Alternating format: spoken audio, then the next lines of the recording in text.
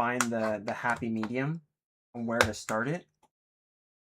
And then you just gotta like slowly work it. Right? You see? There you go.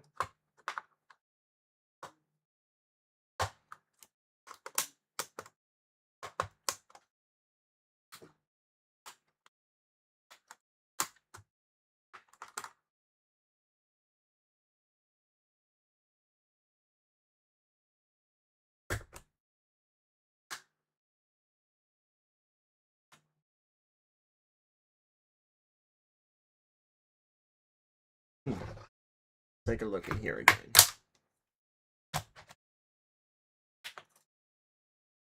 Despite the sounds you're hearing, nothing is actually broken. Despite what you're hearing, the crunching sound definitely didn't have anything there. It's still working, and it will be after we're done. Just gonna see what we're actually dealing with here. Oh, of course, we were dealing with thermal pads. We were actually fighting against thermal pads. Wouldn't you believe it? I wish I could make that as a joke, but no, it was exactly that.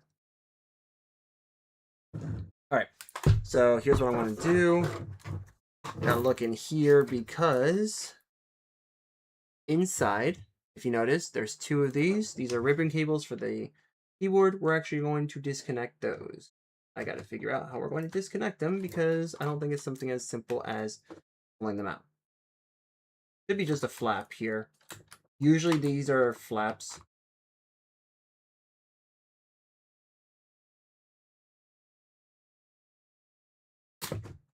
Or you just, oh yeah, you opened, cool.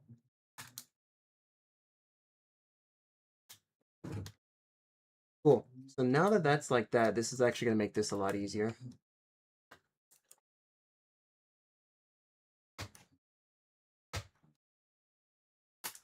There. Holy man.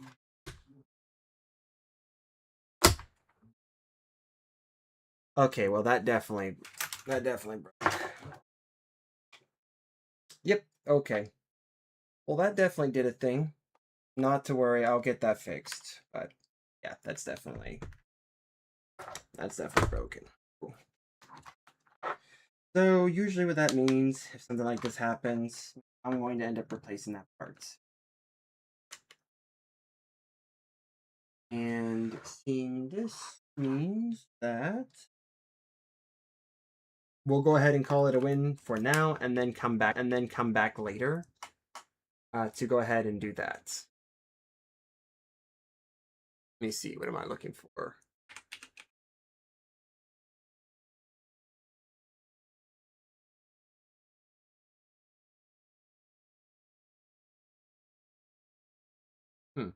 Okay.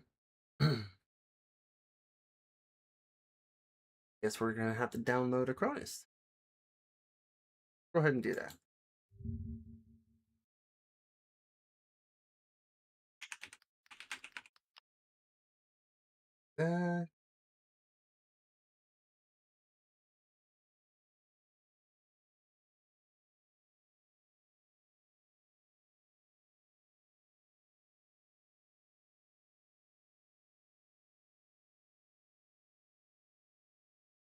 Cloning.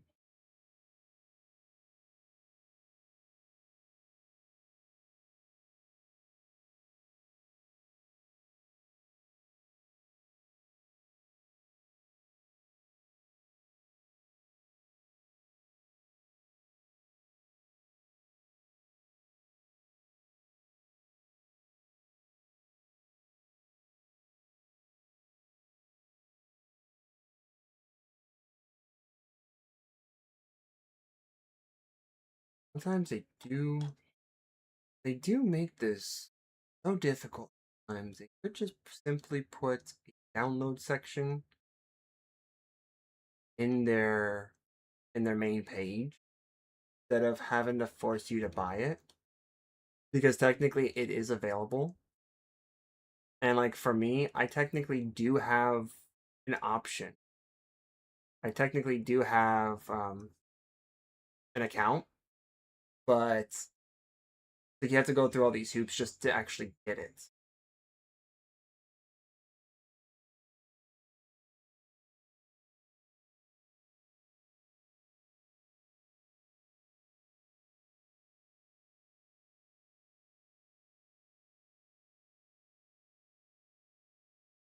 Okay. Let's see here.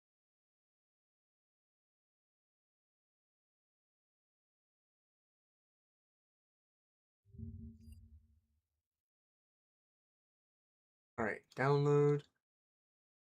We'll let that download for now, kind of do what it needs to do.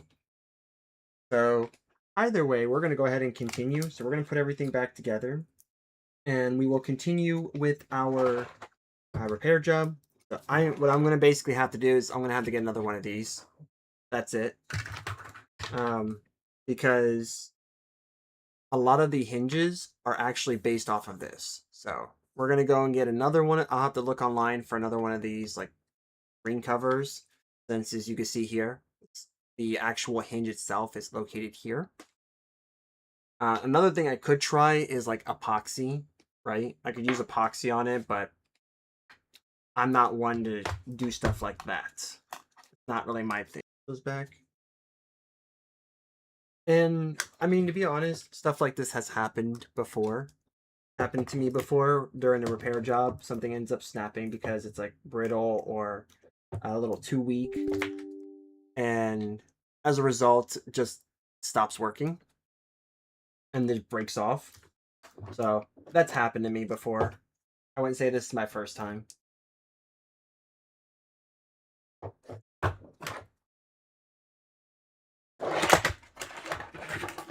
What I will say is trying to do all this with like essentially one hand is a bit difficult to do.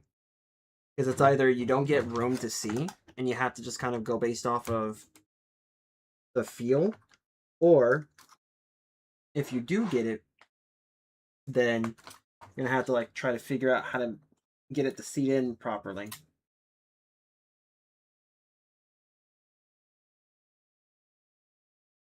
The one thing I don't like about this.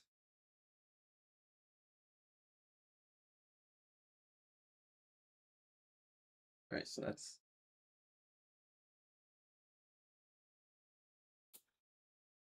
we go. We got that. And then I'm going to go ahead and other one. Move the adhesive there so I can.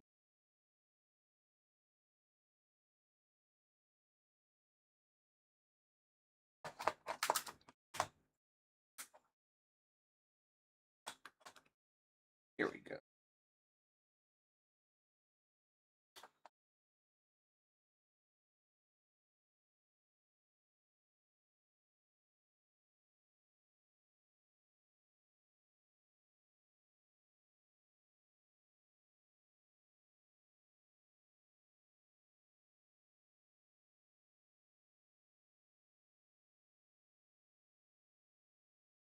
Or not.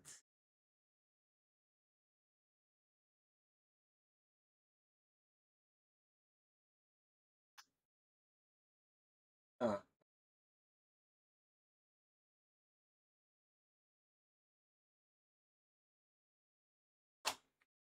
okay. Yeah, I see how this is going to be. Sometimes this is a bit of a difficult situation. I guess you're not going to see it on camera, but the ribbon cable does not want to seat itself in. It wants to actually try to do this as difficult as possible. So this is the part that gets a little nitty gritty sometimes. It's always going to be the stuff that's like in between the boards that are like the more difficult spots to get there, like to get back together.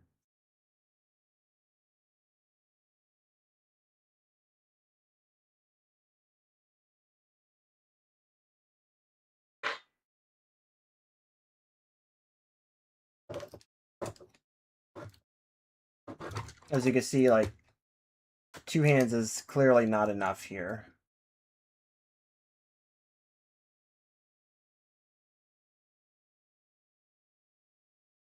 Only I can get you Go in. What?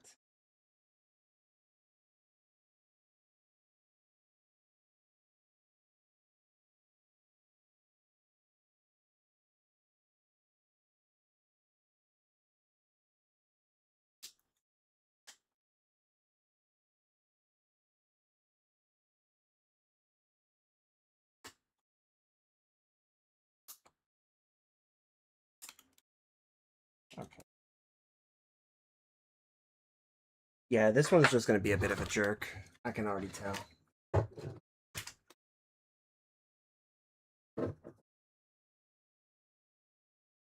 Alright, well, if you're going to be a jerk, then I know for a fact I'll go ahead and get you to go in.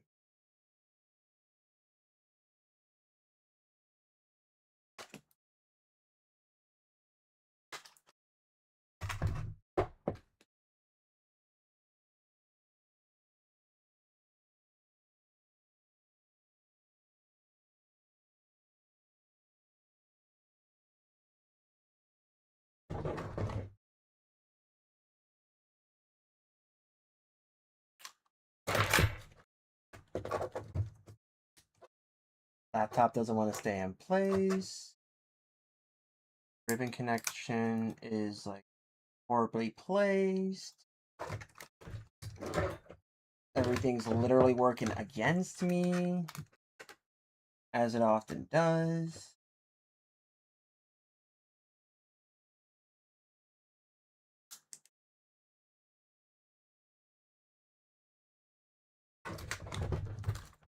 And the problem is, like, if I had telekinesis, like, make things float on their own, I totally would be using those abilities if I had them right now.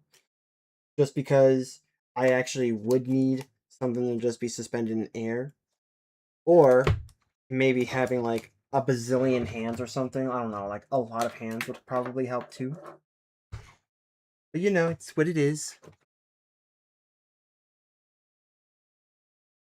2 hands, 1 mind, and components that don't want to work with you. And actively seeking their own destruction. This is by far, I have to admit, this is by far the slipperiest computer I have ever had. I have never had a computer that's this slippery before. Like, it does not want to stay. Like, it wants to move this way, this way, this way, this way, but doesn't want to stay in place. So, first time for that.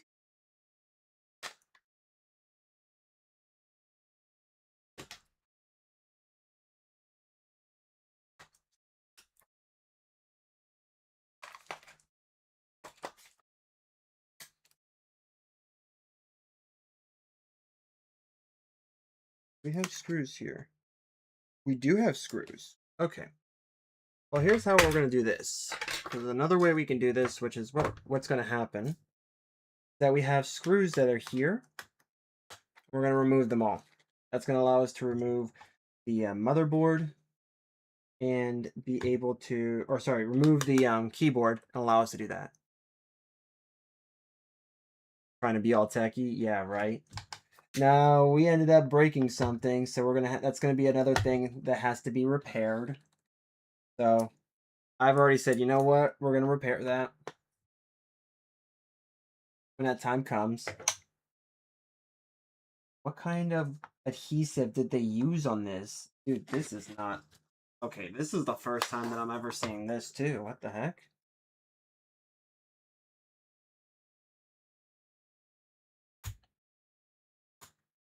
What kind of adhesive did they use on the sticker?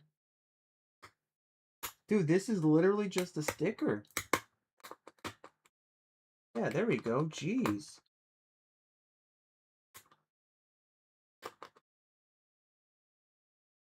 Oh, that's interesting. So usually the screws are here at the bottom. You blame... Oh, come on. Everything is, it's kind of going well. But at the same time, it's kind of not. I'm actually thoroughly confused about the design of this whole thing. Because the screw heads are supposed to be here, and instead the bottoms are here. Which is not normal, in my opinion. But yeah. This is broken. This broke off. So this actually goes here. And so now we need to replace the screen for the casing. We gotta have to replace this top casing. I do want to remove this keyboard, but this is basically has been proving to me that we're not going to do this nicely. It's like what it's telling us.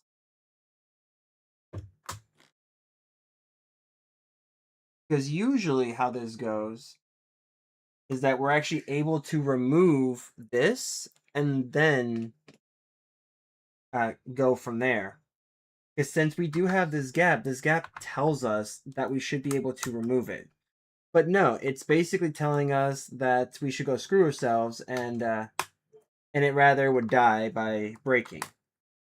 Normally, I would say, well then, obliged, I will totally seek out your destruction then, since that's what you're telling me to do, instead of working with me, but I don't want to do that, because doing that costs money. And since that is something I don't necessarily have right now, or at least a lot of, we're going to do our best to keep it around. Okay, I'm finding this all really interesting. This whole thing has shifted upwards. Why is this particular unit being this difficult with me? I have never had a Lenovo computer or a Toshiba computer be this difficult. And this is actually being super difficult. I am thoroughly surprised. Go.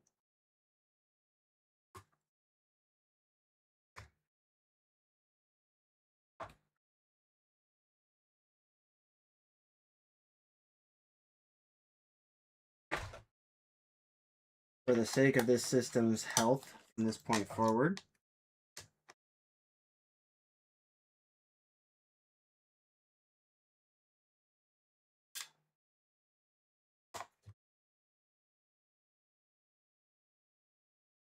Two.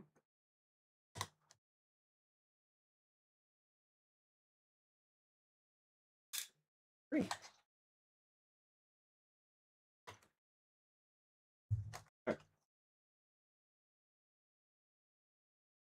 Okay, are you serious? Are you just not working? Oh, okay, you know what? I might just give up on this computer because what the heck? What kind of design flaws are we working with? Like this is actual flaws, not even. Oh, there we go. Yeah, what kind of design flaws are we working with? Fuck it. I'm quitting. I quit. Quit working on this computer. Because that's stupid. This is actually really stupid. This is unrepairable when your system does not allow you to replace parts. So screw it. We're just not going to replace it. I will come back to this computer off stream and fix this computer, but this is not repairable because all the screw heads should be down here. They're not. From what I see, it's the bottoms of the screws that are there, which is stupid. Second of all, this hinge is literally captured by the actual frame of this part of the computer, which means this here, if this breaks, which this side did technically, but if this breaks, then you're kind of screwed. Although, seeing how this is, actually, wait, no, we're probably still good. We'll still be good. Because that means we should still be able to, we should actually go forward with this. Oh, wait, we should only go forward with it. There we go. There we go. Oh, there's like 100 more screws. Yeah, no, we're gonna have to look at this later. Alright, I'm going to look at this later. I am not happy with the design that they picked with this. This is a very poor design. So, screw it. We will fix it another time. Although, one thing I will do, and alright. The one thing that we will do is clone the drive. Because cloning the drive is something I can do and will do. while I still have my sanity. All right, this will be the computer we work on because screw that other one. I don't have the patience for that one. So let me go ahead and get this started at the very least, providing that we do have Acronis up. Yeah, nerf the screws. That's the problem with some of those computers. Like, if I were doing this off stream and just working on it, the hinge probably wouldn't have done what it did this while I was on stream. I was thinking about like trying this out, like actually like recording me doing this instead of just saying, I did do this. I have worked on many computers. The way that computer one broke is something that has not happened to me. I've seen it happen. I've had computers break on me during repairs, but not like that. Second of all, I have seen computers with many screws. What I have not seen is stupid stuff like the hinge system that they have, where you have to actually like open it and then pull it out, but then you have to remove like 20 screws on the top of the stupid palm rest, is what they call that whole thing, by the way, where the keyboard lays, the palm rest, just to essentially remove it completely. Usually it's just like 2 or 3 wires that go to the monitor and you're good to go. Everything else is self-contained. So I'm just getting a little testy with it now at this point. I'm getting pretty annoyed with it. So I'm going to come back off stream, fix it. Well, put everything back together, but we are going to do the cloning process for these two. So that way I can get the operating system from this and then clone it onto this drive. This drive does work. It is initialized. I think it's like the H drive or something. But that'll be changed once we can get Acronis installed.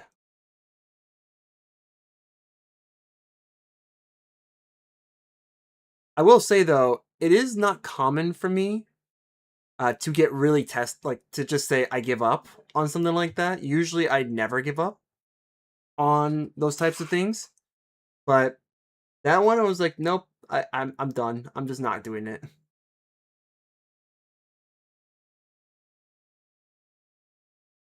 Um ooh. Let me go ahead and get login information. Beautiful. And then it's going to basically tell me you have too many installations. You're going to have to verify with us first.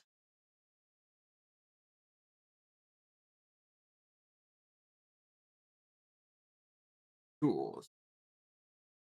All right. So let's go ahead and head over here so I can show you guys what this tool does. Acronis True Image is the newer name. This is a tool that I have actually used for a while when cloning drives professionally, at least through this application.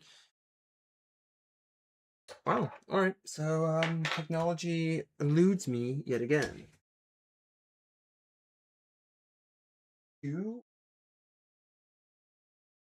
But anyways, we're gonna take this drive that has. Oh well, you don't see it. We're gonna take this drive that has the image. We're gonna put it on this one that doesn't. The 1 TB versus the 256. How this is done. First, we locate the sleds that we need. That's what they are called. We locate the sleds and insert.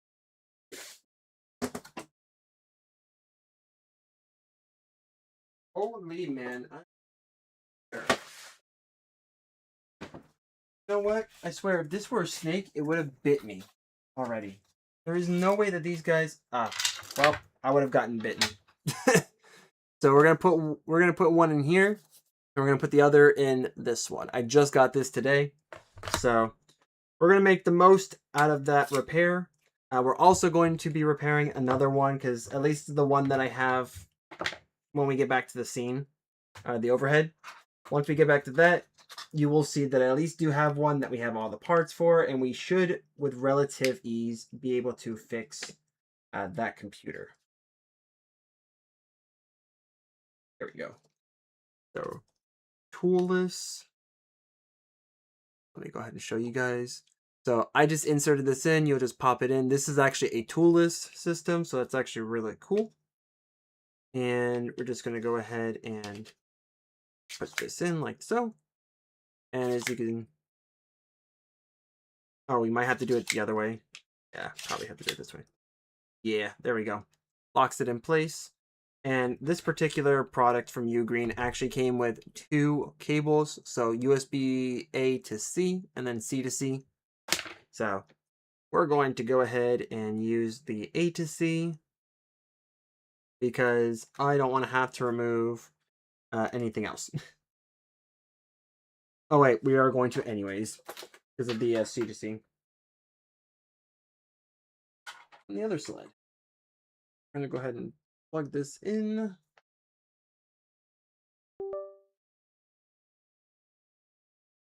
Should come up. Yep, perfect. And then I'm just going to take this one. We just pull this sled out. Technically, you probably should screw it in. This did come with a standoff and a screw. You would screw it in, but for me, I just press down and then slide it in. It works the same. As long as it's able to read from this board, that's all that matters. So I'm going to plug that in. And then I heard the little ding. Perfect. So now for here, we can see our G drive, which was the drive we just plugged in, and then our H drive, which was our new 1 terabyte drive. So what we're going to do is we're going to clone disk. So basically we're taking data from one and doing a 1-for-1 transfer, essentially. We're going to go ahead and do the automatic. So the source, it's going to ask you, where do you want to take this from? So we're going to go ahead and do this because this is the one. This is our 256 gig drive. We're going to take it from there. Plus, SSK is what the sled is actually called. So that will be our giveaway. You can see the different partitions. We'll see it in just a moment. So right now it's reading that image right now, the drive itself, and looking for the image, which takes a little bit of time, but it'll get it done. Usually I think what takes the longest is the whole actual transferring process will take the longest. This will help us prep up for our next time I see that laptop again. At least I'll have this done. This is super easy to do, by the way. And then with this, now it's asking us where do we want to put it. Now remember, if you notice here, serial ATA, NVMEs, and then USBs. Both of our drives are on USBs right now because the sleds usually have to connect via USB. So that's how we know that this is our drive that we're going to be transferring to. So as you can see here, this is not partitioned. So this is just a bog standard drive. It's empty. So we're taking this, putting it into here. Destination disk you have chosen contains some partitions that could contain useful data. Basically what this is saying is that the process of initializing a drive to essentially make it a usable drive requires it to be partitioned. Partition is nothing more than just a location for the computer to point to store data on. So it's basically saying that this might have something that's important. It does not. There's nothing on there, so we can say yes. Now, when you get here, this is basically where it's saying, what's the point of you doing this? So we're actually going to replace the disk on the machine, the disk being the NVMe. We're replacing it with the new 1 terabyte, so we're going to do this. But you can do this if you want to actually take the information from this NVMe drive and, let's say, put it on an SSD, like a 2.5 millimeter SSD. You could do that if you want to do it on, if you want to image another computer, but we're not doing that, so we're just going to leave it with the first option. So now, as you can see here, well, I wish that made it bigger doing that. So right now, the source disk, which is down here, you can see it's actually partitioned. That's why it's like sectioned off. And now we're going to basically populate this. So it's going to do the same thing here, and then whatever space is left will show up as well. We're going to do that. This is very different, by the way, from products that are out there that claim that they clone drives. So cloning devices do not do this. What they'll simply do is that they actually they will clone the drive that you're trying to copy the data from, but then that's it. That drive becomes the same type of drive that you got the information off of. As an example, let's say that you took a 500 gigabyte hard drive and you're putting it in a 1 terabyte SSD. By the end of the conversion, where you're converting the data over, it's going to turn the 1 terabyte SSD into a 500 terabyte SSD and lock it down. So then it takes the other 500 and just says that it's not initialized data. So, because I purchased a drive cloning product thinking it was going to work, and that's what it did. It ended up essentially turning the SSD into a 500 gigabyte SSD instead of a 1 terabyte. And in order to do that, in order for me to have successfully done that, I had to go through something like this, where this here allows you to take all of the disk space that drive has and only partition what it needs to, thus allowing you to take advantage of the whole thing instead of cutting it all off and then turning that into a separate partition. Yeah, it's a bit weird, but Acronis basically takes this, makes it super simple. As you guys seen, I just walked you guys through the process on how I clone drives, and turns out it's not even that hard. Just select the one that you want to take the data off of, select where you want it to go. It does this thing here, and then we go from there. So we're going to kind of leave this now to do its thing. This is the old data, so cool. In all actuality, we don't even need those open. We can actually probably play something while this does its thing. All right, all right.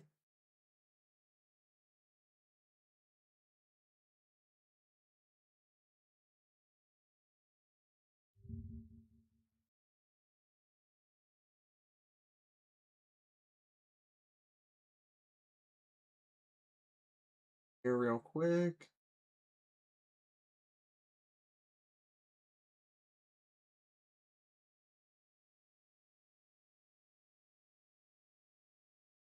All right.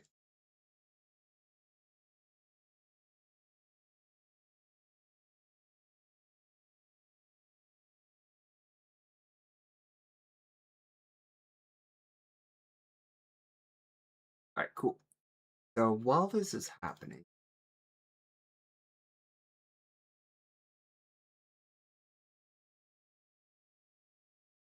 where is it?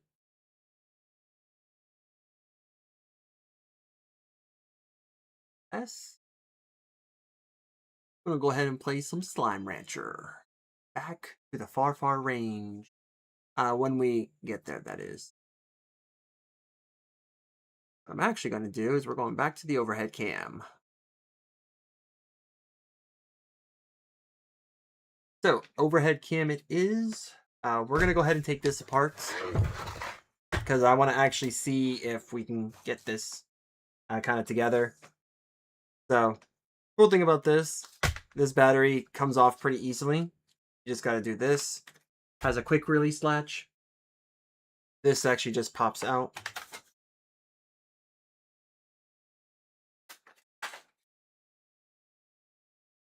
What I'm going to do with this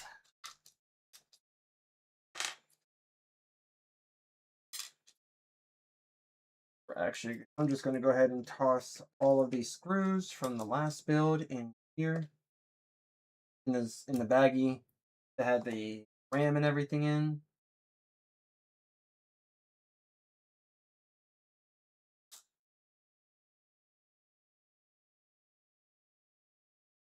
Huh. All right, cool.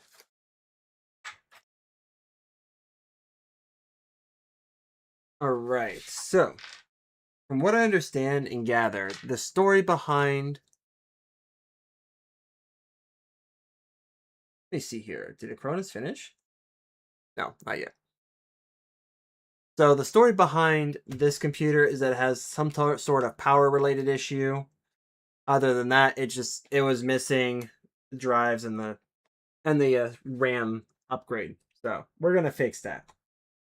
First thing we're gonna do here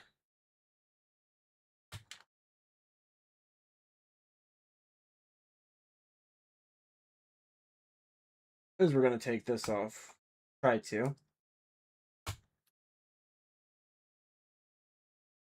I'm gonna try to be nice to this thing.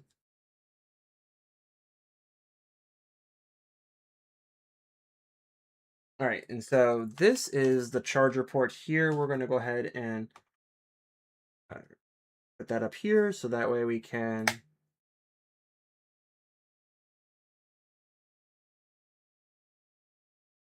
There we go. All right.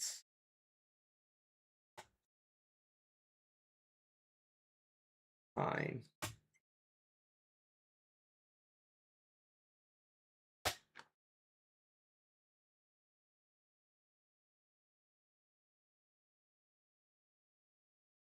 Gotta love some of these the ways that they put these connectors in. There we go. There we go. Popped that out. Cool. Good for us. Now we're just going to go ahead and remove. We're going to remove this fan screw that's right here. Move that. This one's already removed, so now we just got to see if we can pop you out.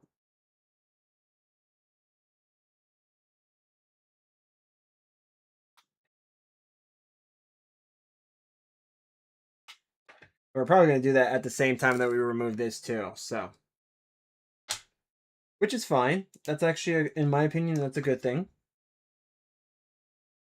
Always a good thing when we have the heatsink disconnecting from the system along with the fan. Usually I get the opposite. From what I understand about this system has not worked because it has the quote-unquote power inverter issue. Yep, see? Easy. All right. Oh, and that is super dry. Okay, that's great. All right. So it is right there. Let's take a look.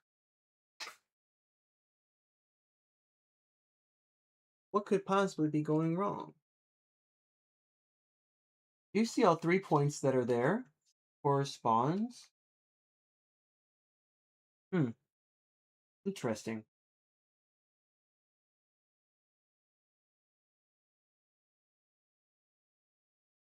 All right, so we may actually need to possibly remove this a little bit. I pop it up.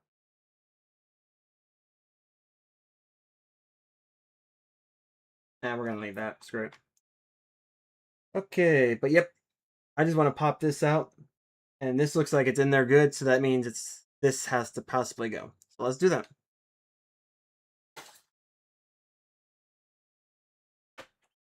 All right.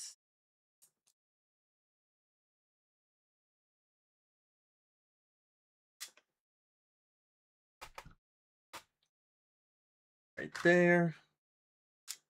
So one there, another here, one right here.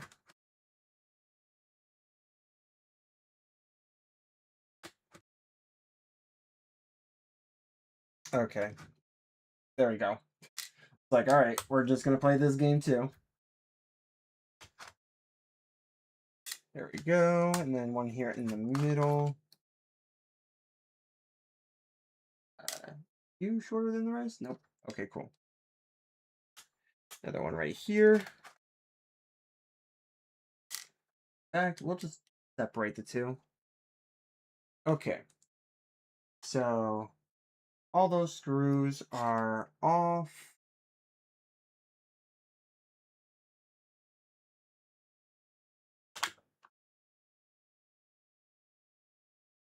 Okay. Okay. These latitudes were not too like latitudes in general, I don't think are that difficult to work with. They have been known to do that.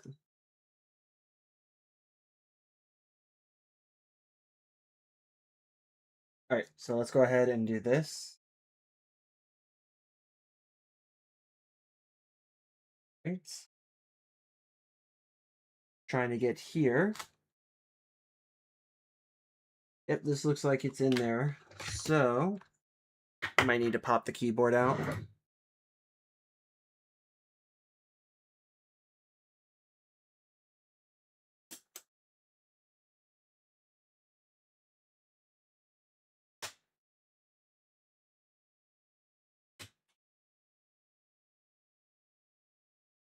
Huh. Unless we're just gonna have a bad day today. And that could also be the case here too. We could just have a bad day. Because nothing wants to work with me.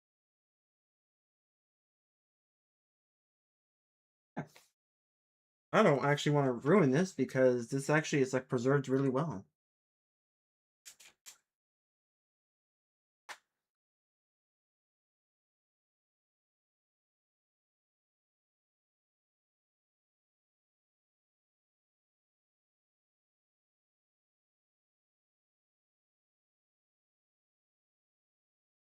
Okay, so yep, that's been moved out of the way. This honestly should just come out, but unless there's screws back here, I mean, there's two of them. We'll get rid of those two.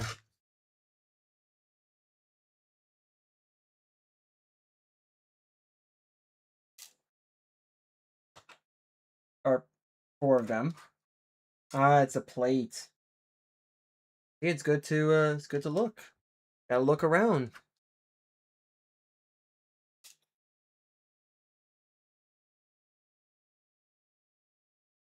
What happened to it? So welcome, Hihas. Welcome on YouTube. So basically, the story behind this is that when I bought this from a seller on YouTube, they claimed that there was a power inverter issue.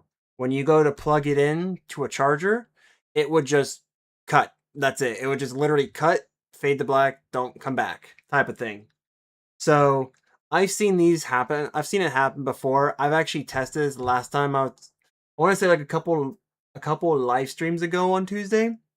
I actually did plug it into a charger that is known to work and it has an indicator to show that it was on. The moment I plugged it in, just heard like a and then that was it. It just cut right off.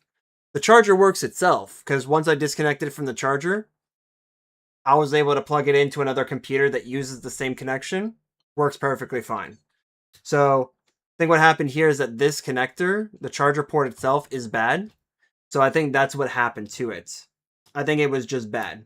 So we're going to be replacing the charger port. It's just that given how these laptops were actually like well preserved, I don't want to just manhandle them and then ultimately break them or destroy them. Like the last computer that I was working on just gave me so many problems that one of the hinges just outright broke. And I was like, great. Trying to flip these for money, like for profit, don't really have a lot of money in between jobs, and the computer wants to kill itself. So I said, screw that computer. I'll deal with it off screen. I'll get it fixed. So we moved on to this computer so that way we can get this charger port replaced. So that's what's happened. How are you doing, by the way? Oh, beautiful. You just come right off. I love that. That's cool that it actually has a plate. Almost makes... you know what? It makes enough sense. Makes enough sense. Did not help me much, but it made enough sense. Hope it works. Well, thanks for the GL on that one. I will say I'm doing pretty well. I'm currently trying to find a job right now, so I know I'm like in the middle of training for like an independent contracting job for like an IT independent contractor job. And this is something I like to do on the side. I like to fix and flip computers on the side. I've had computers that have given me a lot of trouble, some that have given me no trouble, and all of the laptops I had purchased in the past have all said that there's unknown reasons why it would not start. I'd say about all with the exception of this one that I'm working on right now, it was just because they didn't have parts, right? They didn't have the SSD for it, or they didn't have the RAM for it, or they didn't even have a battery for it. So that was the majority of the reasons why those computers didn't work. But on the other hand, this one is an interesting one. Oh, perfect. You're wanting to come off. Good, good, good, good, good. So, if you guys didn't know, it's finally starting to work with me. So right here, it's starting to separate, which is good because we removed all the screws. No, hopefully we actually removed all the screws. Because the screws on the bottom were supposed to actually lift this up. So tell me if I'm saying your name right. If I'm saying your name right, then thumbs up, I guess. If I'm not, you can always tell me how to actually say it. One thing that I do like to tell people is that I like to I don't really like it, but sometimes I pat myself in the back by letting people know that I do butcher people's names right off the rip before I ever get it right. But there have been times where I've actually gotten it right, and I'm like, "Oh snap, I got this right. That's cool." So yeah, kind of wondering if I got your name right. Kihaz, I think it is, or Kahaz. I'm hoping I'm saying that.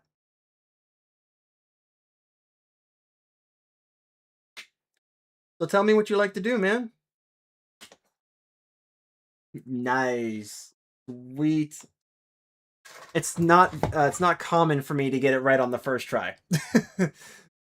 So I do like it when I actually do get it right.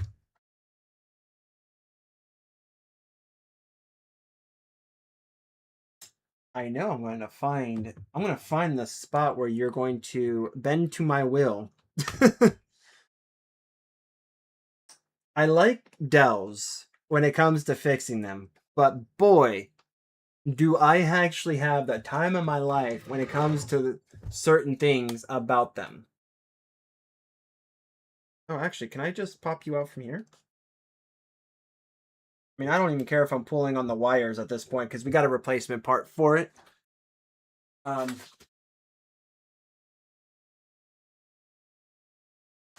I got some replacement parts for this computer anyways. Let me just make sure this is the one. Yep, that's the right charger. And yep, here it is. So we already got a replacement part for this. That's what I'm going to replace it with. We're going to test it. If that does work, then I get to pat myself on the back. We'll also be giving it a 1 terabyte SSD as well because this didn't come with anything. Like no SSD, no RAM. So we got that. And you're 4, right? 3. You're 3, not 4.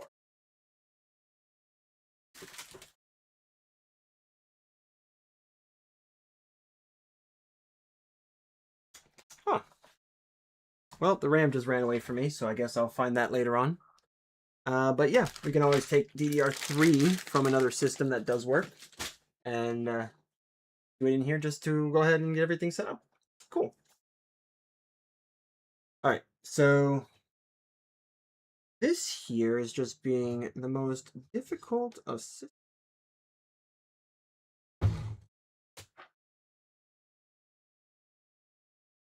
I can tell that this actually does come off.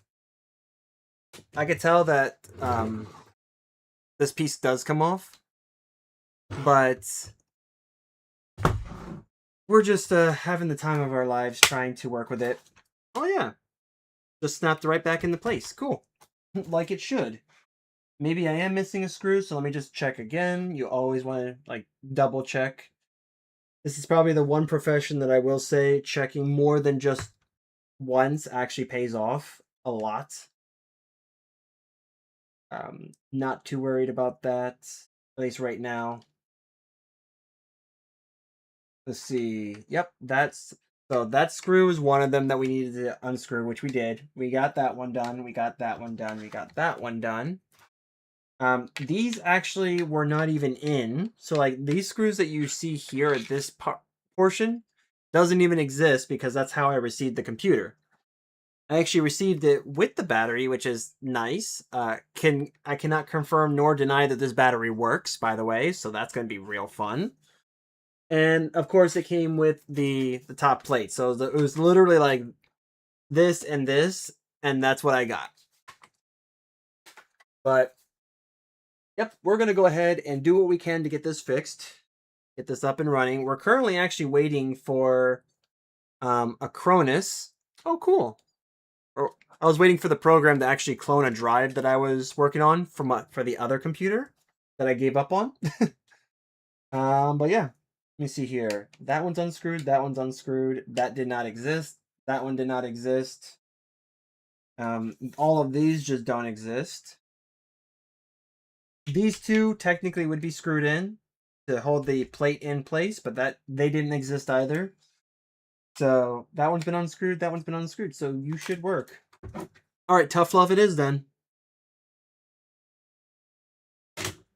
Yep, there we go. Tough love.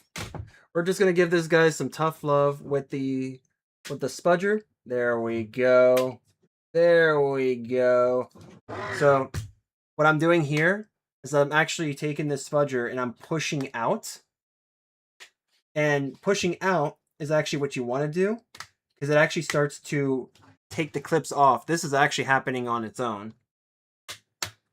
There we go. Perfect. Perfect. All right, sweet. That's good. That is really good for us. Hopefully I can actually just take this off. I see some more screws underneath. I'm probably going to have to remove this keyboard, which, cool thing about this, providing that this actually works. And it did. Oh my gosh, guys. Can you believe it? It's actually working. This is actually like going the way that I wish the ThinkPad was going. Smoothly.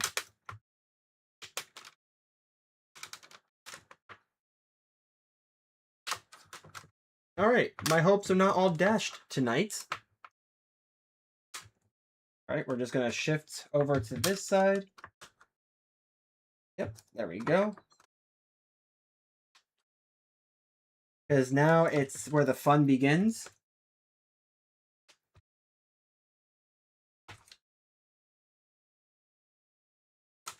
For these types of jobs too, keep in mind, I honestly think that you should probably be using like plastic spudgers like this instead of the ones that most people tend to gravitate towards, which are these.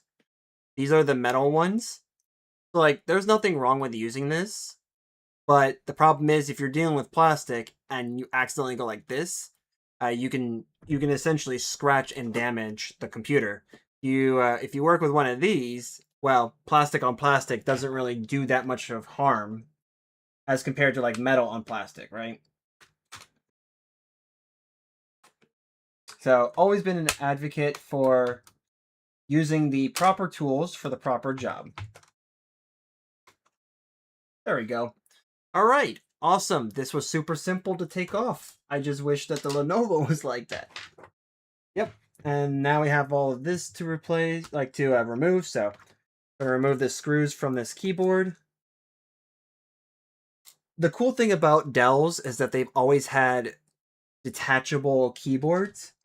In some cases, they're like this, where you have to unscrew them. In other cases, it's going to be something as simple as a clip that you could just, slide out or pop out. In this case, it is nothing more than an unscrewed system. Now I'm just going to check here because I want to make sure that we can actually remove this. Because there might still be a screw underneath that we might need to remove this whole thing, but I just want to see what we can remove.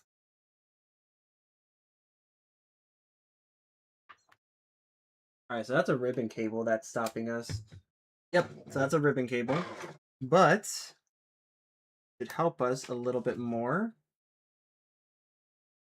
Still have something holding us back.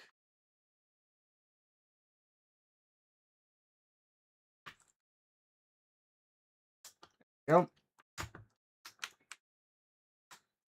Got some tabs right here now that we can start looking at pulling up. Yep. By the way, that sound is actually normal. Don't think that I'm actually breaking anything. You'll find that this is a very common sound with these types of keyboards. It's like the pop or the crack sound.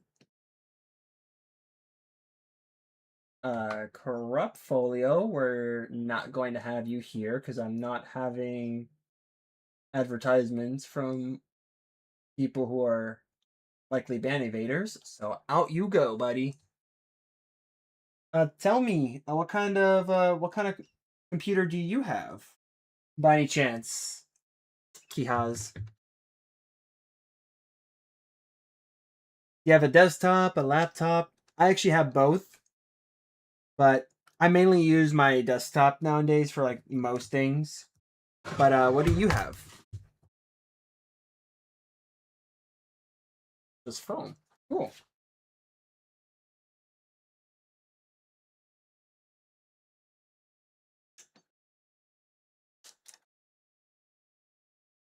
Clever. Desktop? Nice. Do you happen to know what you have in the desktop? This is clever.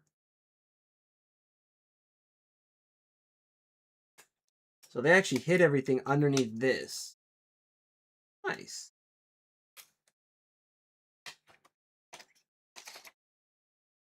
I'm pretty sure this could all just be torn right off, but I don't want to do that. You just ordered a Lenovo? Nice. Okay.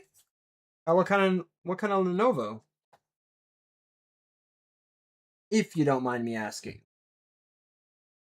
Because I mean, there's other Lenovo's out there. I will say Lenovo's are probably one of the more reliable laptops, to be honest. They've like a brand that's known for like reliability. Because I have seen other brands before, and honestly, when working with, there we go.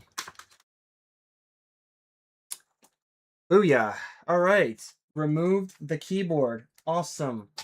This Dell, I swear, you are working with me. You're on my good side tonight.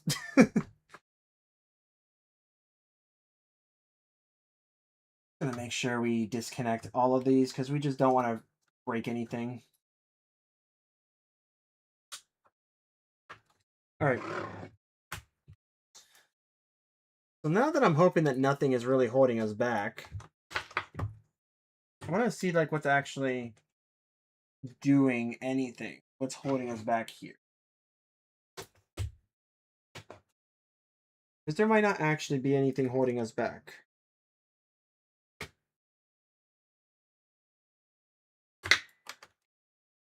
For the record, I did discover that this actually is broken here. So that was not by me.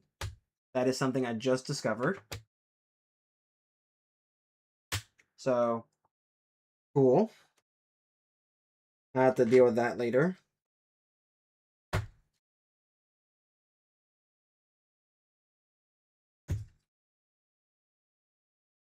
Given how this is, this looks like it's like screwed in like that. All right. Gonna remove some more stuff here. This, by the way, is the connector for the display. So some of these are connected either by a shield or they're just like this where they're just connected on top. A Lenovo IdeaPad. Ooh, actually, that's not bad. It's pretty good. IdeaPad's pretty good.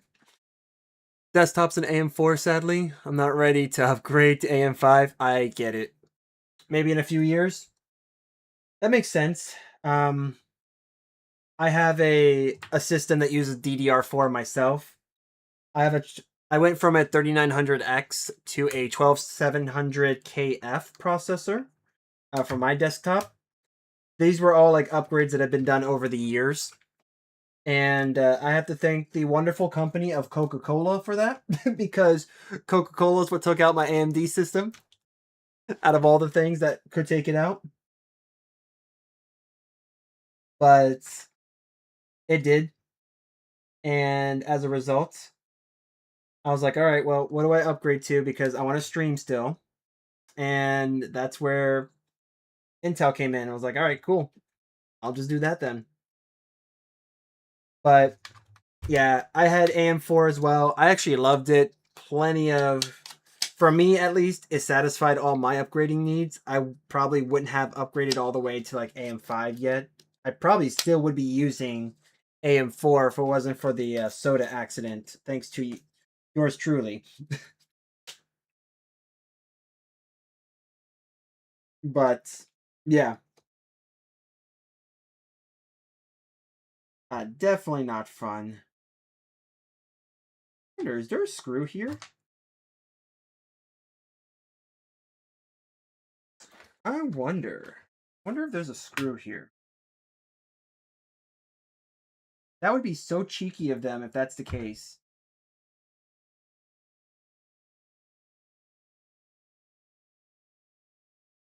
Nope. All right. Okay, cool.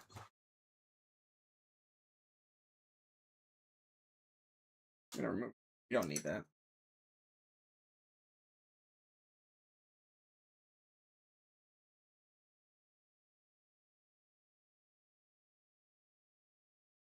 Okay.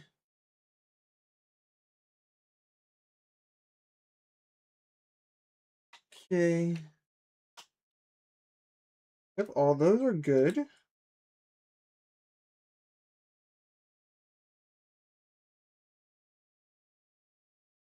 That's not really budging much, which means there's still screws. But that should not stop us from removing this. Because from what I see here, that's removed, that's removed. These were all clips to hold the keyboard in place. Those have been removed. We should, in theory, be able to lift this whole thing up. Now, the only thing I can think of here is if there's a lot of adhesive. I would not put it past any of these companies to put like a boatload of adhesive on these. Or a screw. Or a screw. Alright. Let's 4, 1, 2. Or a screw. Alright. We're now free. We got the inside. This is what I need. And that is what we're going to remove. First thing first. I see here that this is actually held down by a devious little screw. For those of you who can't see it, right there, there's actually a screw holding this entire bracket in place. I will say I do appreciate the fact that they do have a bracket in there to hold that in place. Usually that's not the case at all. 2 of them actually. Conveniently underneath the hinge. Okay. That's devious.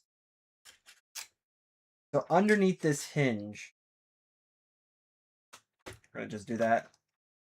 So underneath the hinge right here is the actual screw to lift this up.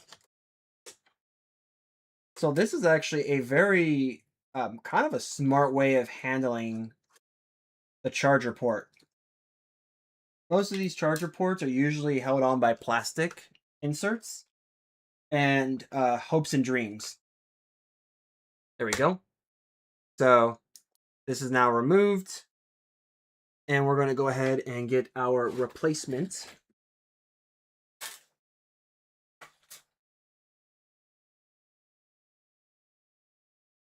Get our replacement parts. Go.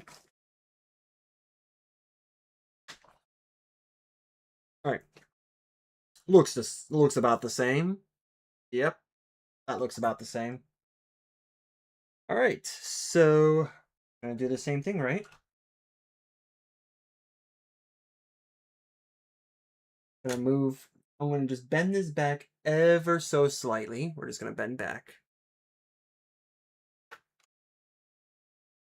How long, by the way, while we're reassembling everything, how long have you had your PC? My current PC right now, I've had for a little over 7 years. My desktop, that is. Over the years, it's had various upgrades to it as it went along. It has swapped between Intel and AMD. It had started off as an AMD, and now we're running through the Intel phase of its life. Um, I actually refuse, by the way, to get the 13th and 14th generation processors due to the microcode error that they've had.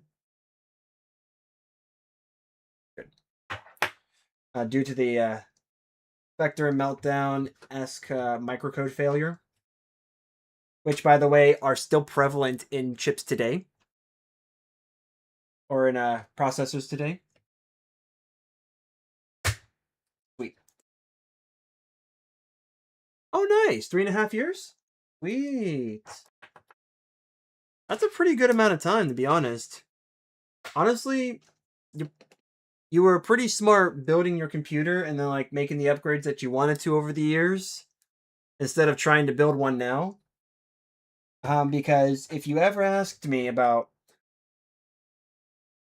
whether or not building a PC or essentially any techie, whether building a PC is a good idea now, I would have had to say no. Processor's a bit longer than that. Nice. So did you start with like a my very first AMD system for my desktop, because my desktop has also gone through shell swaps too over the years. AI 7350, nice. I would say that my very first motherboard was a MSI Mortar. I think it was a 450 or 550. It was, I think, actually, it was a 450. It was a 450 motherboard. And I had a 1700X that I had at the time. Because that was like, ooh, that was like a good chip. It was like, fast as one. And I was like, I don't really want to make like a bunch of upgrades over the years. So, get all the big stuff out of the way now and then deal with it later, right? And turned out, I was pretty good for a while. Then when I started noticing it depreciably was getting slower, I was like, all right, time to upgrade. And I ended up upgrading it. I upgraded it to a 3900X, and then Coca-Cola came, took that out, and that's where I am now. That was over the span of about 7 or so years. And funny enough, my late friend of whom I have reclaimed that computer now. I had a friend and I, when he was alive, he wanted to make a PC at the time that would mine Bitcoin.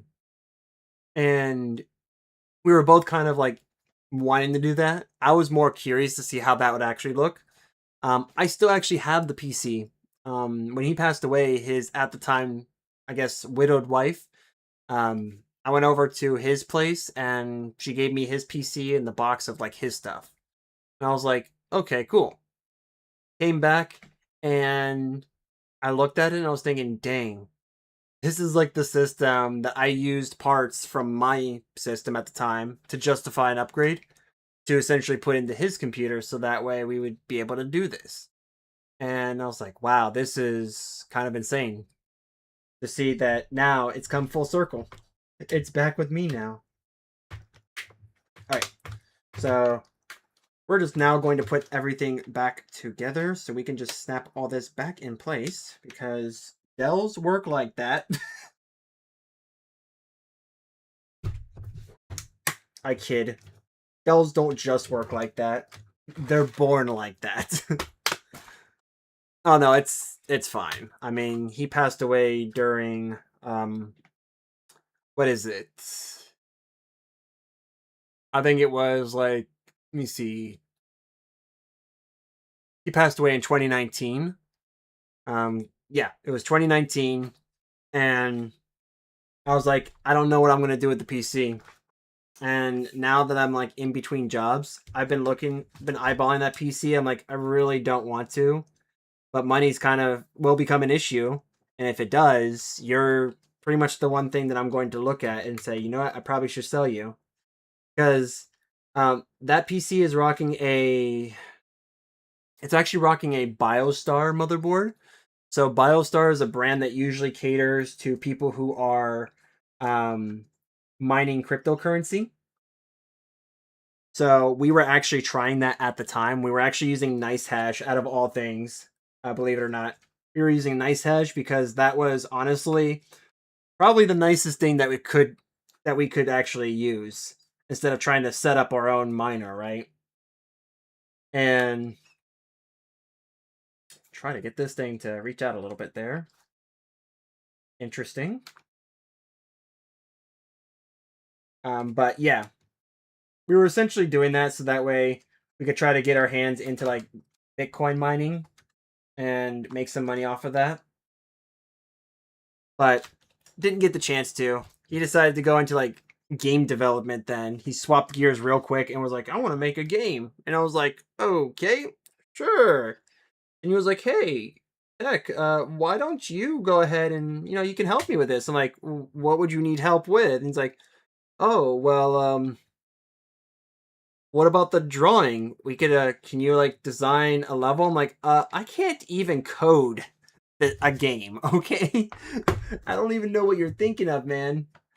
Because I can't code a game. And he's like, no, it's super easy, man. He was the guy that would say that everything is super easy, by the way. He was like, no, that's easy, man. Look, I taught myself. I'm like, ah, yes. I see the language you're using is C sharp because that's essentially what it was asking for at the time, and C++. So I was like, okay, cool. Like, I only know the basics to that. And he's like, no, you got this, man.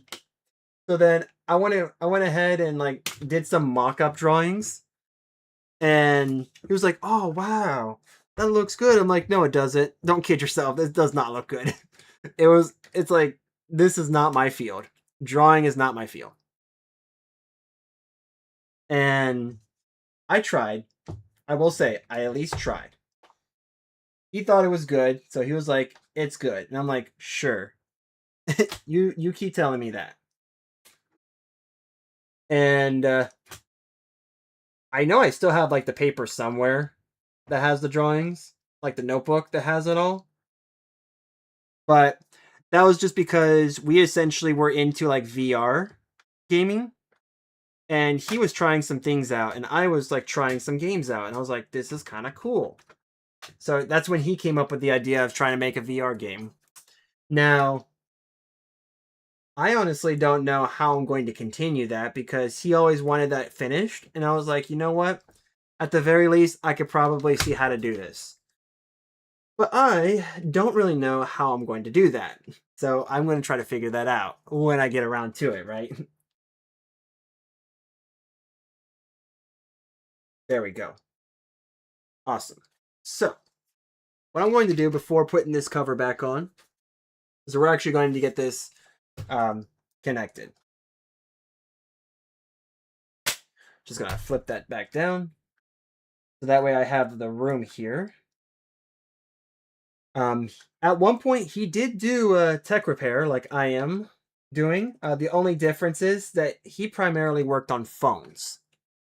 So I actually started my whole like tech repair hobby repairing screens on phones, iPhones, Androids, and Windows phones. Though Windows phones are just weird, so take that as you will. But yeah, I essentially started doing that. I got to the point that I actually got really good at like fixing screens and battery replacements, and decided let me challenge myself with these with like laptops. So I did, And I was actually able to make a nice little penny, you know, back before everything went straight through the roof into the moon.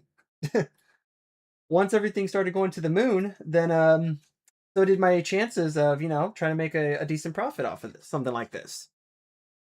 But I still do, because, you know, it's entirely possible that, you know, in the event you do get one of these fixed, right?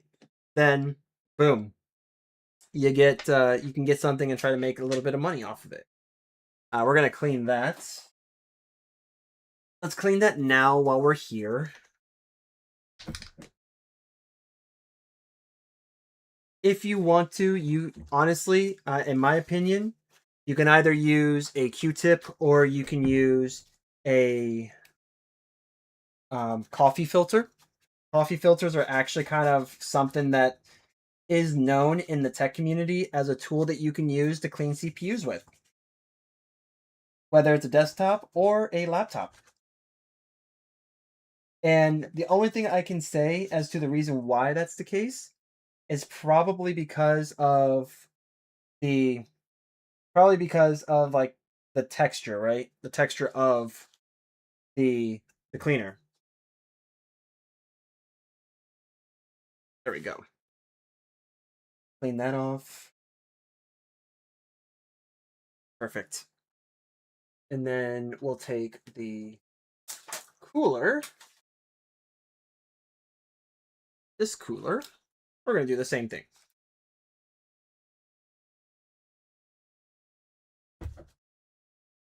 That is some really crusty thermal paste. That's why it always pays every now and then. It always pays to clean them out every now and then. Switch them out, you know?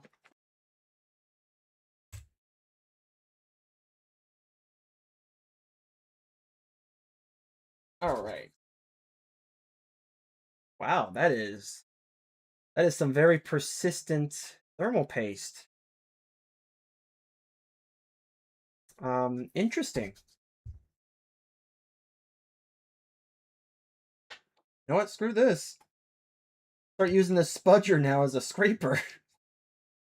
First time I'm actually doing this because I never had to in any of the other repair jobs that I've done. I've also done house calls before as well for stuff, but yeah, a little something that I like to do on the side. Keeps my it also keeps me busy, right? What you want to do, right? You want to keep yourself busy. Something I also like to do is stream myself playing games. I'm also a variety streamer as well. I do play games such as Elden Ring. We're currently in the middle of like my 5th playthrough or something like that. I'm still learning new things, by the way, with that game. So I've been playing games as something like Schedule One, Slime Rancher. I've gotten back into, so we're doing a new gameplay, a new playthrough of that. Like I mentioned, Elden Ring. I do play Destiny 2 from time to time. I've been playing that game since, you know, it came out back when it was Destiny 1. So I still find myself playing that game from time to time too. All right, looks like we are good there. We can close this up. The only thing you don't want to do is bend these copper pipes because you'll ruin what's in here.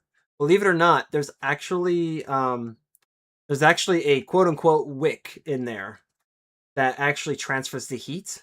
There's typically a little bit of fluid in here. So when this cold plate gets hot, then it travels. It'll start to travel from here to here, where then the fan will just go ahead and blow it out. If the fan, by any chance, by the way, is not spinning, even though it's plugged in, chances are that your fan is actually bad. It could also be the port, right? It could be the header on the motherboard, but I've actually seen these fail before the motherboard being an issue. All right. So what we are going to do now, before I put anything back together here, we're going to flip over, put this back on the ground. flip this over. And we're going to put this cover back on. Now we're going to start putting things back together.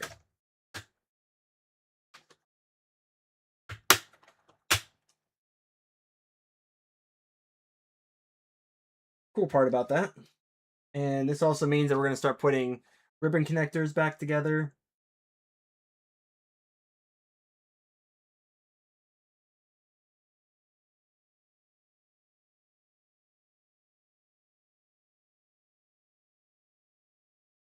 The one screw that goes there. Honestly, there are more than one screws, but you know what? Whatever I get is what I get, so I'm working with that. All right, we're going to put this back together. So these three will go right here in this slot. And quite literally, since these have the tabs, we're just going to slide the tabs straight through. This is actually really nice because this has the screw downs instead of like popping it in. Helping the wife. Oh no, it's fine. You're good. You're good, man. I just want to make sure we didn't miss any other screws. I see one little screw, and the last thing I want to be like, where did this come from? All right, no, looks like we're good. Going back in. Insert that back in. All right. We take these, putting them back. All right.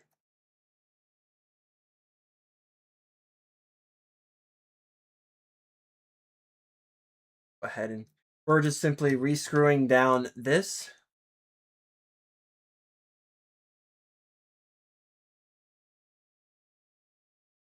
Oh, that's cool. Or not. 3 out of 4 will work. 2 out of 4 will not work. Why is it that that's not returning?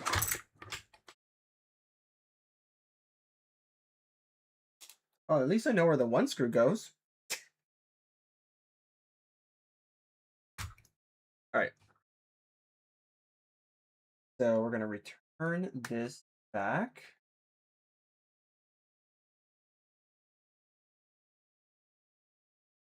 If we remember, this goes here. Boom. All right, so that connector is in.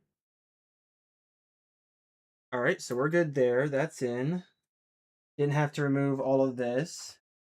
So that's good. We did return that back. Oh, I know where the RAM kit went. Dang it. I put it back in my bag. I actually have... Oh, you're good. You're good, man. So I just realized that the DDR3, the reason why the RAM kit is not here is because it is in my bag of RAM. I have a bag of miscellaneous RAM sticks and RAM kits simply because, you know, when you work on some of this on your own, you acquire RAM. Like you'll acquire various parts, and that is literally what happened. All right, so we're putting this back in. So this goes into here. So that's going to be 2 here. Here.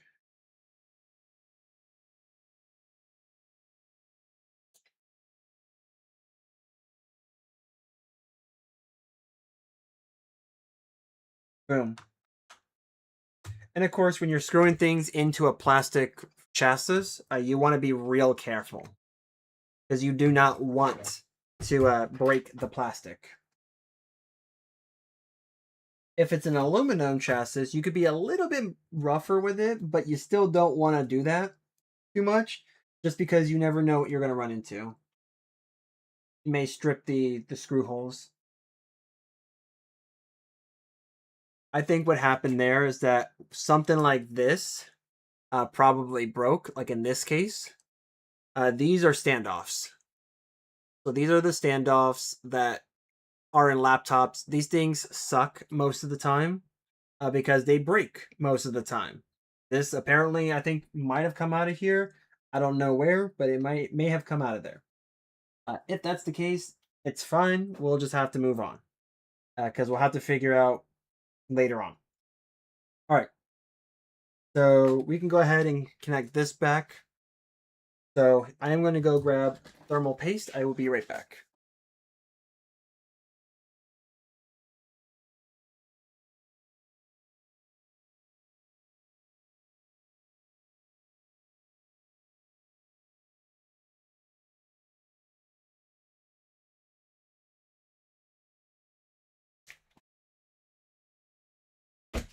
I have returned.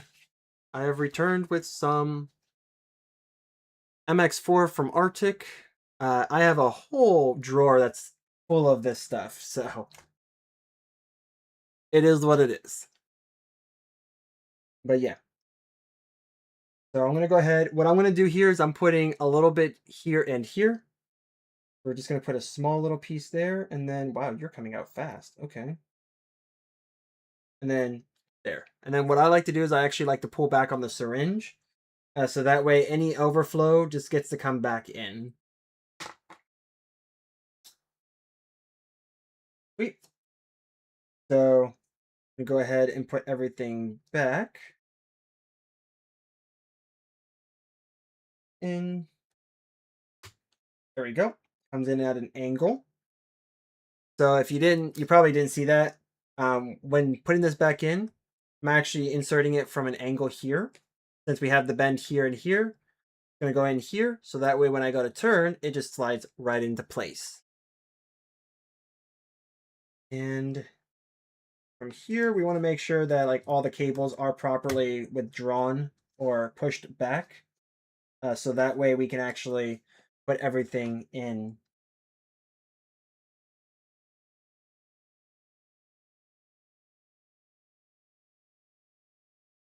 There we go. And now that everything is in, I am going to go ahead and grab those 4 screws, which are here.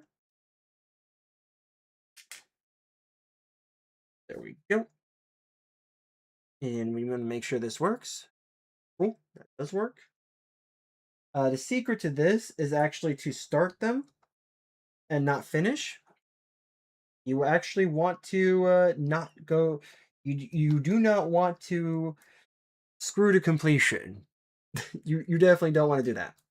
You actually want to stop part of the way, because this is going to be something that requires force, a lot of tension. So you actually don't want to go all the way to the end, because a component like this, you want all 4 screws in. Once that happens, then you go like based off of an X, right? So like 1, 2, 3, 4, or 1, 2, 3, 4. So yeah. So we're gonna start from here. We're starting from here, and sometimes these can be numbered, but honestly, doesn't matter. So we're gonna go ahead and screw 1 all the way down. So that is now in. We're gonna take the 1 over here, and we're gonna do the same thing. And now that these 2 are in, now it's kind of like this. So we can take either this one or this one and screw this in. So I'm going to take the top one and then lose the screwdriver. And then we take the last one here. Boom. Okay. 1, 2, 3, 4. I'm just doing a little test. We're going to go ahead and plug this fan connector back in as well. All right, so we got our fan connected. We have our display in. We do have our Wi-Fi card that we never bothered to, do anything with.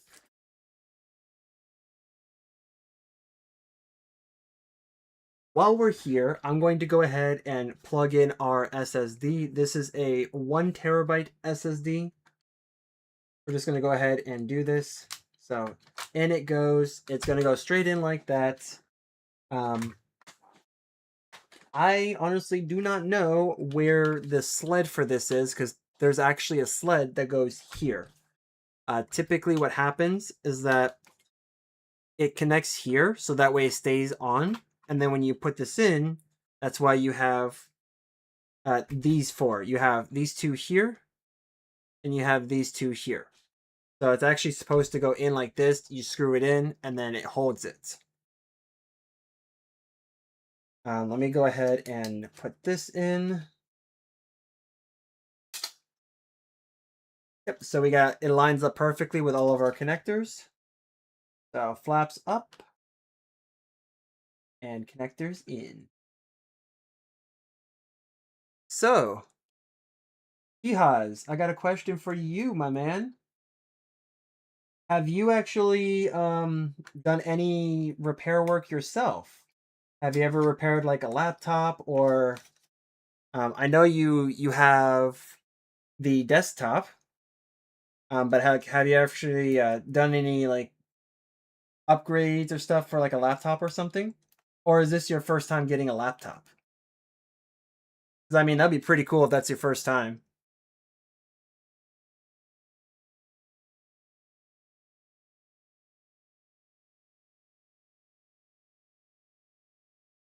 Speaking of which, I have to take my old Acer Aspire out to get that updated. That poor my original laptop, which I still have. Oh wow, first time in a long time. Hey yo, man, congrats. I still have mine.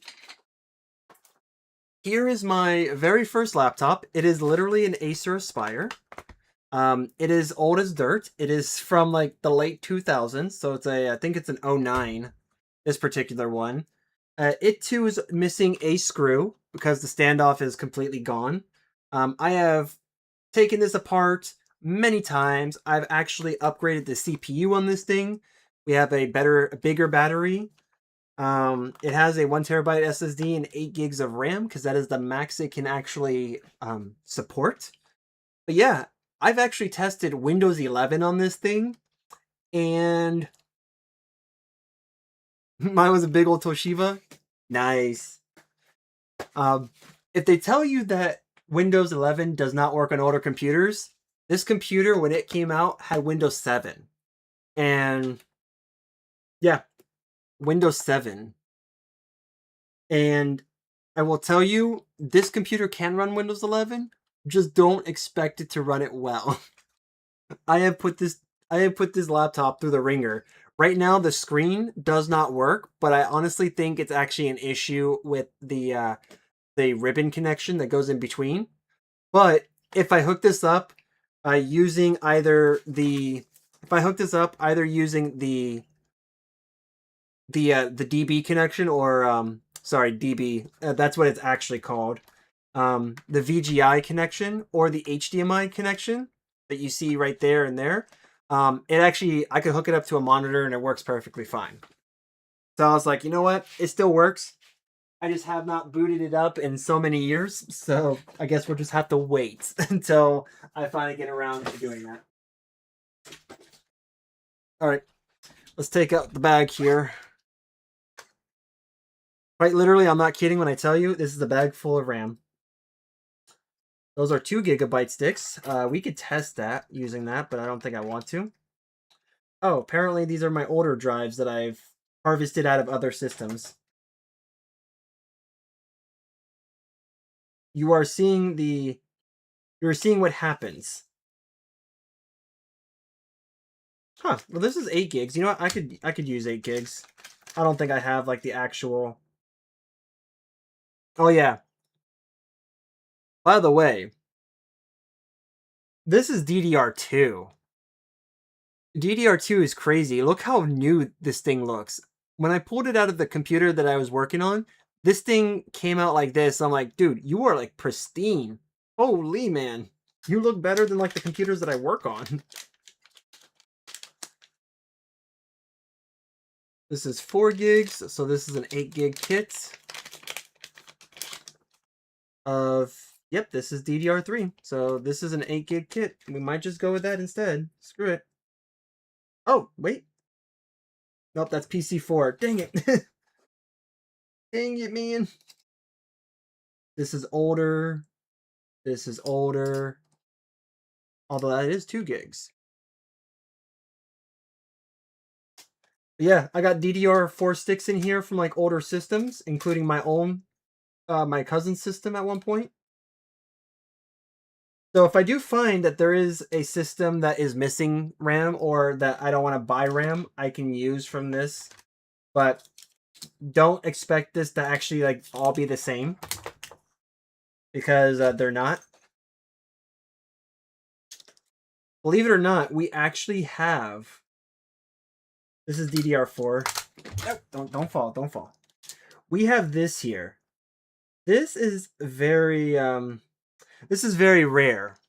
One, it looks freaking new, and I got it like that. This is the thing that I was like, dude, I'm scared to like touch this.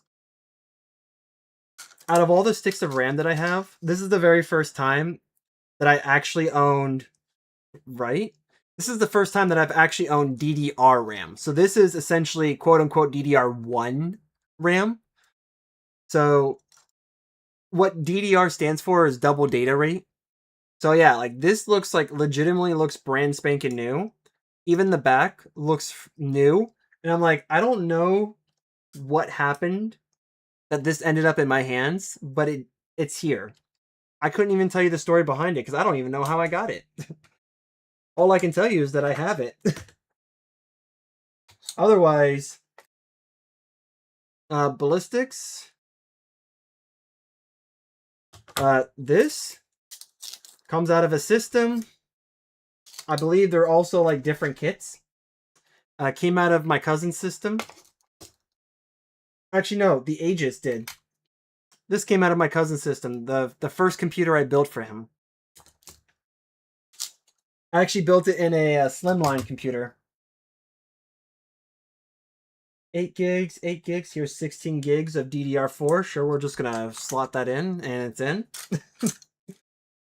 Oh man. But yeah, apparently, if I work on a computer that needs DDR RAM, at least it will have 500 megabytes of RAM.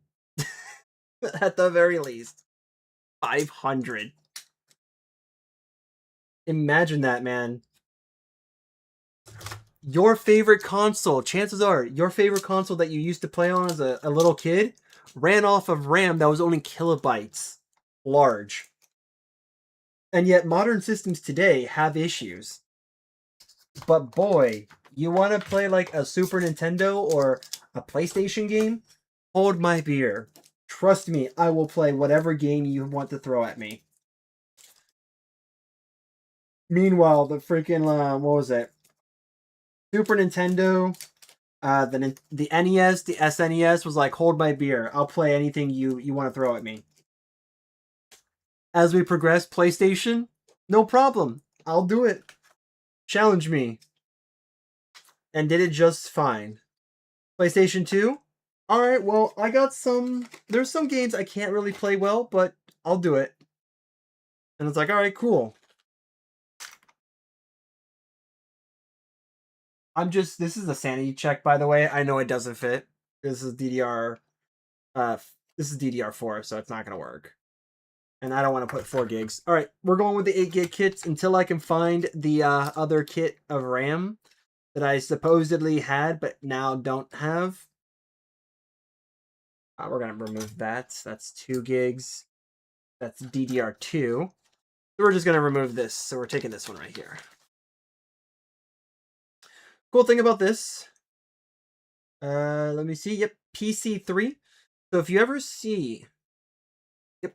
If you ever see RAM that says PC3, PC2, PC4, that's the same as DDR.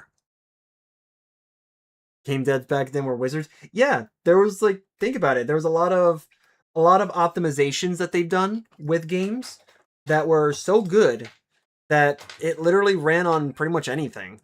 And today we have access to emulators, right?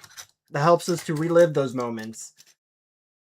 And in some cases, you could use emulators on real hardware. I'm actually doing that. I'm in the process of doing that with a PlayStation 2 that I had bought years ago. It's the OG, as we call the Fat Boy PS2, where you will essentially have a PS2 that can have the LAN port, essentially, like a LAN edition. Because back then, Final Fantasy 12 was a game that existed. And it was such a good game that it required the use of a hard drive in order to store data. Because the game save was so big that, again, it required a hard drive just to save data on it.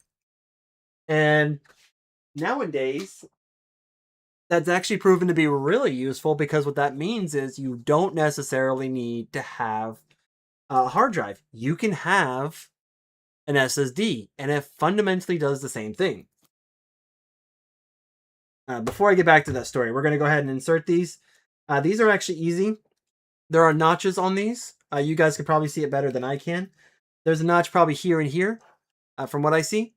You're just going to take that notch, and in this case, I might have to flip it over, match them together, and then push in.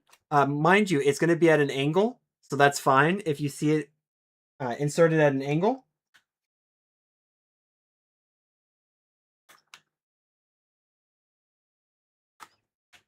This one was kind of funky, but it does work. I've tested this out. So now what we do is we make sure that they're in, and then we just lean back. Boom. Like that. Lean back. Snap it into place. We're all set and good to go. Let me check another box. I'm pretty sure I have them in a box.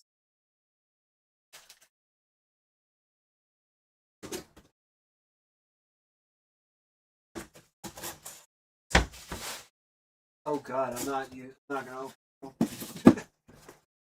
Not ready for that one.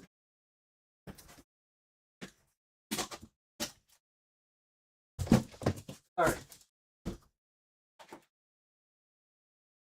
Yep. So apparently that's what we're gonna be working with. So 8 gigs of RAM. That's fine. I don't mind. 8 gigs will be more than enough. So we have the CPU back, repasted. We got the SSD. We have our newly founded RAM. Now, usually, I like doing this. I like to never close my systems. The reason why I don't close this is because typically I've always kind of considered it bad juju to close things prematurely, especially if there's an issue. And especially since we're dealing with a power issue, I don't want to close it. Two things that can happen from this is that either the connector, the charger port is bad, like the charger port itself is bad, or there's a grounding issue. There's a grounding issue that can also cause power to just go and do nothing.